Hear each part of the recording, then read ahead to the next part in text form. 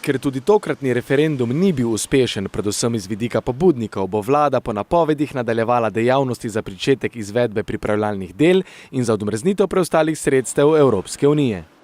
Ministrstvo za infrastrukturo si prizadeva, da bi se pripravljalna dela za drugi tir čim prej začela. Trenutno z Ministrstvom za finance pregleduje investicijski program, ki ga je pripravila družba 2TDK. Ta predstavlja podlago za začetek pripravljalnih del oziroma gradnjo dostopnih cest še pred uveljavitvijo zakona o drugem tiru. Investicijski program je potrebno še potrditi in potem bi se gradnja dostopnih cest lahko začela. Civilna iniciativa Davkoplačevalci se ne damo Vilija Kovačiča se v prvi vrsti ne strinja s sprejetjem posebnega zakona o drugem tiru in predrago zastavljenim projektom. Tudi del strokovne javnosti za drugi tir vidi drugačne možnosti.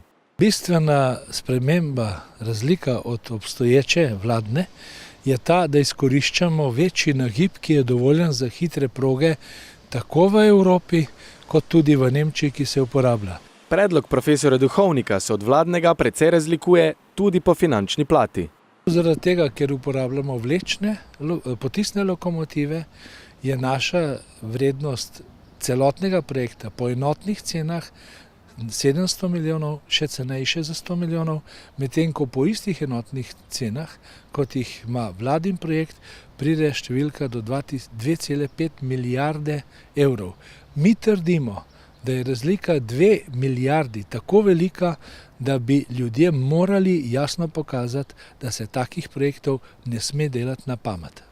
Kljub vsemu si večina tistih, ki je tako ali drugače odvisna od morebitnega drugega tira, prizadeva za čimprejšnje nadaljevanje projekta. Morda na to kaže tudi izid včerajšnjega referenduma.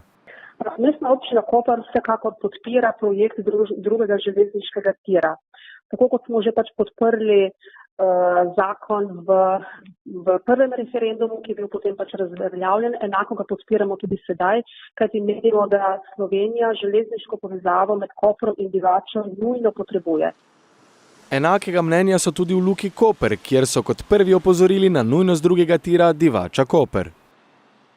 V Luki Koper smo zadovoljni, da bo zakon o izgradnji, upravljanju in gospodarjenju z drugim tirom železniške proge Divača-Koper stopil v veljavo.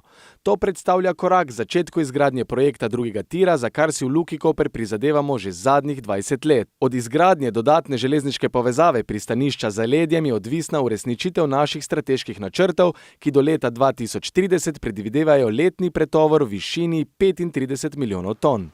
Z uveljavitvijo zakona o drugem tiru bo možno koristiti 109 milijonov evrov nepovratnih sredstev za gradnjo 7 od 8 predorov. Kovačič je že napovedal, da se bo na rezultat referenduma ponovno pritožil, saj je prepričan, da je bil referendum zavajajoč in volivci niso natančno vedeli, zakaj glasujejo.